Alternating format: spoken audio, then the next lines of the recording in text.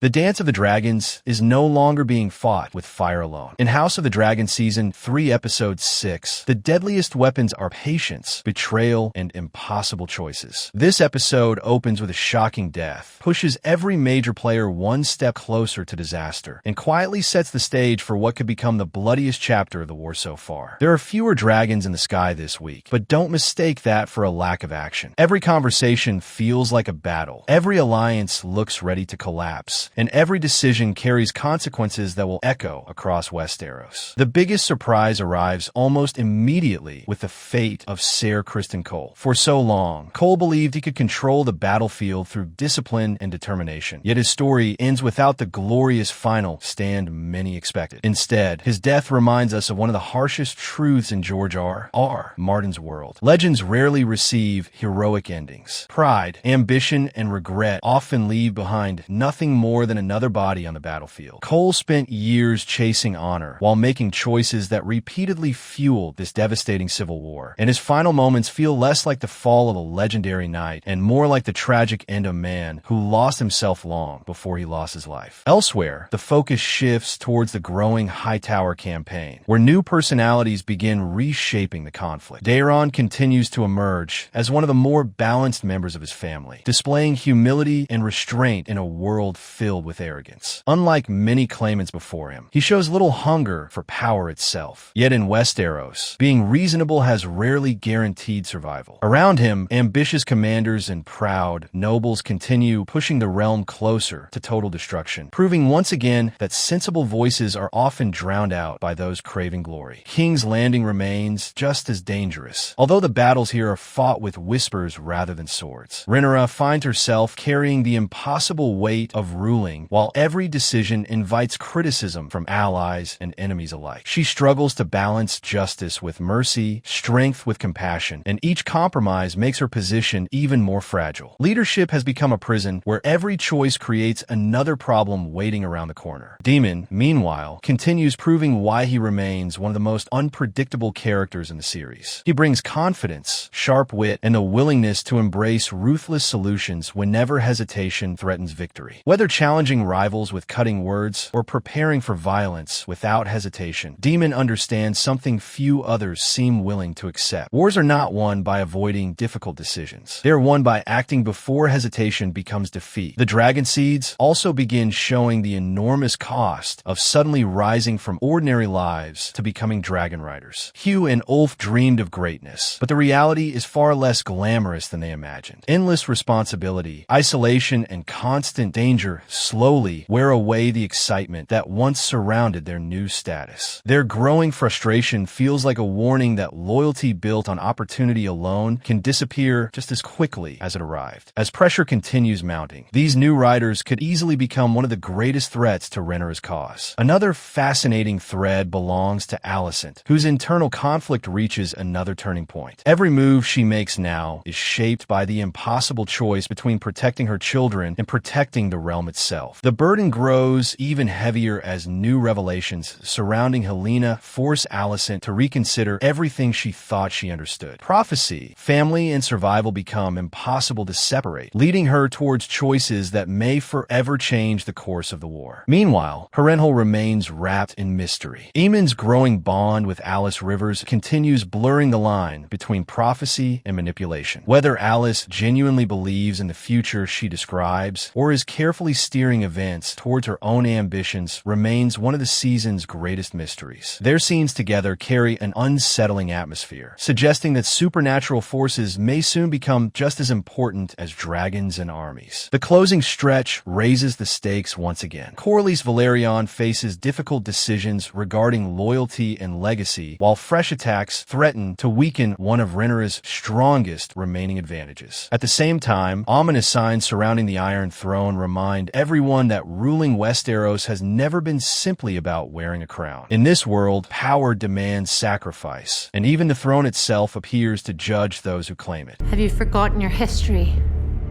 Welcome to the Film Analyst. By the end of episode 6, every major faction stands dangerously close to open collapse. Trust is disappearing. Alliances are becoming fragile. Dragons are preparing for another devastating clash. And the war has reached the point where no victory will come without heartbreaking loss. If this episode serves as the calm before the storm, then episode 7 promises to unleash the full fury of the Dance of the Dragons. The pieces are finally in place, and Westeros is about to witness a battle that could change the fate of every surviving house forever. Thanks for watching.